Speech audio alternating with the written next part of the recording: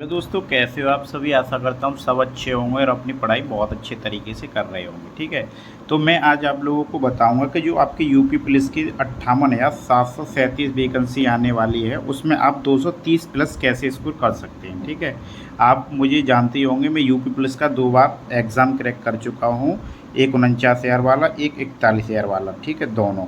तो इसीलिए मैं आप लोगों को ये बताने की कोशिश करूँगा कि आप मतलब यूपी पुलिस में 230 या इससे भी ज़्यादा स्कोर कैसे करके चलते हैं, कर दोगे। ठीक है, मैंने तो आपका कम से कम 230 ही मान लिया है, क्योंकि 300 का पूरा एग्ज़ाम होगा, उसमें 230 आप कैसे बहुत नॉर्मल तरीके से कर सकते हो, कितने घंटे पढ़ाई करके और बाकी सारा सब कुछ। ठीक है, तो मैं आप लोगों को बताऊंगा। पहले तो आप लोगों को पहले तो ये जानकारी होनी चाहिए आपके सब्जेक्ट कौन कौन से हैं। तो आपको सब्जेक्ट आप लोगों को पता ही होगा, अगर आप पढ़ने वाले बच्चे होंगे तो हिंदी, जीके, मैथ और रीजनिंग, इसमें से 37, 38, 38, 37 ये क्वेश्चन आने वाले हैं। ठीक है, नंबर आप लोगों को पता ही है, हिंदी 74 और जीके 76 और मैथ 76 और रीजनिंग 74। तो ऐसे करके टोटल आपका हो जाता है 300 प्लस का, आपका क्या बोलते हैं, पूर्णांक हो जाता है। ठीक है, क्वेश्चन ऑफ नंबर की बात करें तो आपके 150 क्वेश्चन हो जाएंगे। ठीक है, अगर आप लोग डेली, मैं आपको बता रहा हूँ, कम से कम बता रहा हूँ, डेली आप लोग अगर अपना टाइम टेबल से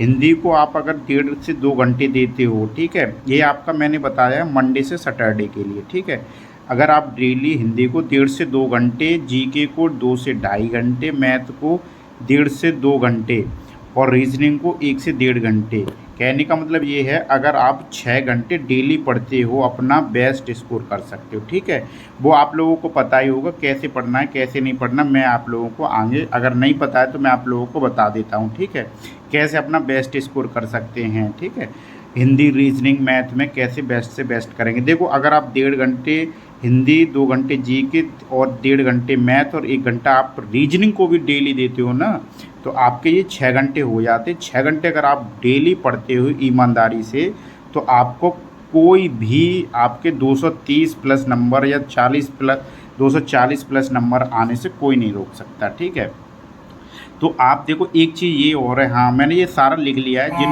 बच्चे जो गलती करते हैं ना, वो सारा कुछ मैंने लिख रखा है। तो देखो क्या है, जैसे सबसे बड़ी गलती क्या करते हैं, कोई भी सब्जेक्ट आपको छोड़ना नहीं है। ठीक है, कोई भी सब्जेक्ट हो। ठीक है, चाहे आपका मान के चलो हिंदी हो, चाहे आपकी रीजनिंग हो, कोई भी सब्जेक्ट भाई छोड़ना नहीं है। आप ये सोच रहे हो पहले मैं मैथ पढ़ ले रहा हूँ या रीजनिंग कर ले रहा हूँ, वो कोई ऐसी गलती मत करना। ठीक, बहुत बच्चे ऐसी गलती करते हैं। देखो, एक मैं आप लोगों को बता दे रहा हूँ, पहले सिलेक्शन हो जाता था कि मैथ मैथ पढ़ लिया, कि जीके जीके पढ़ लिया, लेकिन जब से अच्छा खासा कंपटीशन होता जा रहा है, तो आपको हर सब्जेक्ट में एवरेज होना बहुत ज़रूरी है बच्चे को। ठीक है, हर सब्जेक्ट में, तो इसीलिए कोई भी सब्जेक्ट आपको हल्के में नहीं लेना और कोई भी सब्जेक्ट आपको छोड़ना नहीं है। ठीक है, अब आप समझ रहे हो कि रीजनिंग छोड़ दूँ या मैथ छोड़ दूँ, तो ऐसा कुछ मत करना। ठीक है, बहुत बड़ी गलती कर जाओगे, आप फंस जाओगे वहीं पे। तो सबसे बड़ी गलती, सब्जेक्ट कोई भी मत छोड़ना।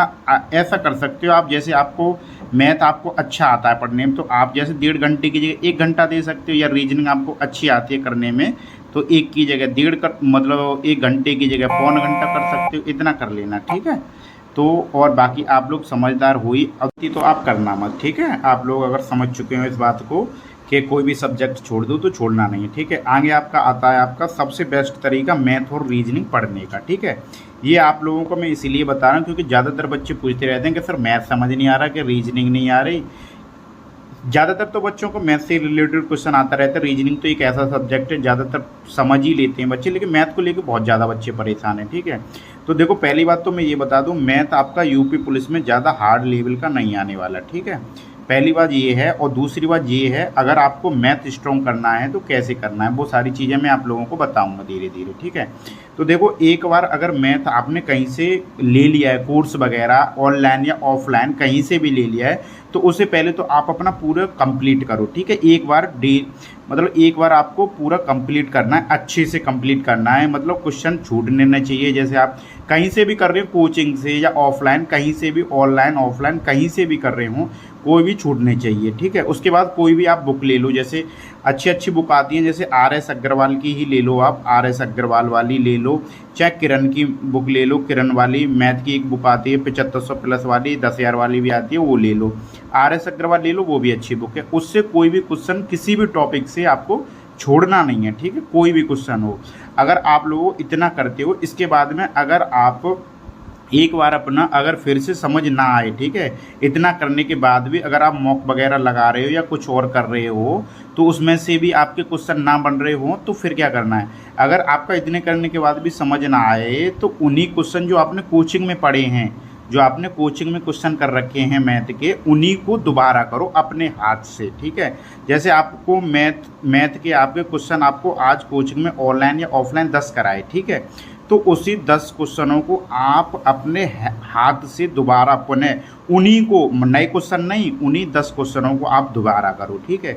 अगर आप डेली इस रूटीन को अपनाते हो, तो मैं आपको डेफिनेटली समझता हूँ आप लोगों का कितने भी कमज़ोर हों आप मैथ में, आपको समझ में आने लगेगा धीरे धीरे मैथ, ठीक है।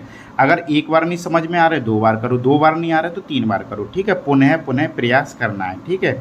अगर इतना करने के बाद में जैसे आपने topic by topic math complete कर लिया, उसके बाद में मेन चीज़ आती है, जब आपको पहले तो आपको मैथ समझ नहीं आ रहा था, मैथ के बाद हमने कोई कोर्स लिया, कोर्स कंप्लीट करने के बाद में हमने किसी भी एक मैथ से, चाहे RS अग्रवाल हो चाहे किरण हो, उससे मैथ के क्वेश्चंस लगाए, लेकिन फिर भी समझ नहीं आ रहे हमारे, तो कोचिंग से, जो हमारे कोचिंग में सर या ऑफलाइन या ऑनलाइन में क्वेश्चन करा रहे हैं डेली आपके 8 से 10, उनको अपने दोबारा 1 से 2 बार पुनः किए घर पे अपने हाथों से, हैंड से, मतलब समझ के, तो फिर उसके बाद में आप इतना करने के बाद में आपको जब मैथ अच्छे से थोड़ा बहुत समझ आने लगे, तो उसके बाद क्या करना है, मतलब अब आपका आता है बेस्ट से बेस्ट, मतलब अच्छे से अच्छा नंबर करने का बारी। इतना करने के बाद में आपके सारे टॉपिक कंप्लीट हो जाते हैं। उसके बाद आपको क्या करना है, सबसे मेन है आपको मैथ के मिक्स क्वेश्चन लगाने। मिक्स का मतलब होता है आपके profit and loss, time and distance, time and work, या परसेंटेज, या आपको क्या बोलते हैं आपकी दर वाले वो चक्रवृद्धि ब्याज, कंपाउंड इंटरेस्ट यानी, और साधारण ब्याज, यानी सारे जो टोटल मिक्स जो ऐसे पेपर में आते हैं, उसी प्रकार को आपको मिक्स क्वेश्चन लगाने हैं डेली। आपको 20 से 25 क्वेश्चन डेली लगाने हैं आपको मिक्स वाले। इसके बाद आप देखना, ठीक है, इसके बाद आप देखना मैथ में एक भी नंबर नहीं कटेगा, इस बात की मैं गारंटी दे रहा हूँ। 100% आपका स्कोर रहेगा मैथ में। इतना करने के बाद अगर आप ऐसे ही पढ़ते हो, तो मैं आप लोगों को बता रहा हूँ बहुत अच्छा स्कोर रहेगा, ठीक है। इसके बाद में जैसे आपको आगे मैंने लिख रखा है, जैसे ये आगे लिख रखा है मैंने, अगर ऐसा ही आप रीजनिंग में करते हो, रीजनिंग के साथ, जैसे मैथ में मैंने आप लोगों को बताया है, पहले आपको क्या करना है, पहले आपको कोर्स लेना है, उसके बाद कंप्लीट करना है, उसके बाद टॉपिक बाई टॉपिक करना है, उसके बाद आपको मिक्स क्वेश्चंस लगाने, ठीक है। उसके बाद में अगर ऐसे ही आप रीजनिंग के साथ भी करते हो, तो मैथ और रीजनिंग में जो आपके 75 नंबर के होने वाले हैं, ये मैथ और रीजनिंग ऐसा सब्जेक्ट है जिसमें आप 75 में 75 भी कर सकते हो। अगर मैंने आपको बताया है पढ़ने का तरीका, अगर ऐसे पढ़ते हो तो आप डेफिनेटली 110% बोल सकता हूँ मैं, आप 75 में से 70 तो कर ही सकते हो 100%, ठीक है। 75 में से कुछ बच्चे 75 में से 75 भी करते हैं, इतनी बड़ी बात भी नहीं है। मैथ और रीजनिंग इतना हार्ड लेवल का नहीं आता, ठीक है। अगर मैंने बताया उस प्रकार से करते हो आप, तो आप 110% करोगे भाई, इतना तो, ठीक है। उसके बाद आपके अब हिंदी और जीके बचता है, ठीक है। अगर इसमें आप सबसे पहले चलो हिंदी ले लेते हैं हम, ठीक है। तो हिंदी में आपके 37 क्वेश्चन आते हैं। 37 में तो बहुत बच्चे होते हैं वो 35 भी करते हैं, और बहुत बच्चे होते हैं जो 32 भी करते हैं। तो मैंने आप लोगों को देखो, और बुक से संबंधित मैं आप लोगों को बता दूं, कोई भी एक बुक लो, ठीक है, और उसे डेली एक ही बुक को बार बार पढ़ने की ज़रूरत होती है, ना कि 2-4 बुक पढ़ने की ज़रूरत, समझ रहे हो ना आप। और केवल आप एक ही बुक लो जो आपकी सबसे जानी पहचानी लूसेंट वाली हिंदी आती है, सबसे अच्छी और सबसे सुथरी बुक अगर बात करें हिंदी की, मतलब कंपटीशन के लिए, जैसे आपके कांस्टेबल वगैरह के लिए, हिंदी की लूसेंट से बढ़ के तो कुछ है ही नहीं। यहाँ तक बच्चे जो UPSI वाले भी थे, उन्होंने भी हिंदी का इसी से कवर कर दिया था, जो लूसेंट की हिंदी आती है उससे। और कुछ बच्चे वो पढ़ते हैं, क्या बोलते हैं आपकी जो आती है दूसरी वाइट कलर की जो बुक, मुझे याद नहीं आ रहा इस टाइम पे वो वाली बुक। तो मैं बोल रहा हूँ कोई भी अदर बुक लेने की ज़रूरत है नहीं आपको। सबसे अच्छी बुक है हिंदी वाली लूसेंट, बहुत अच्छी बुक है। इसे आप 3 से 4 बार कंप्लीट करो और उसके बाद में जो दिए हुए हैं उनमें प्रैक्टिस सेट उनको लगाओ, ठीक है।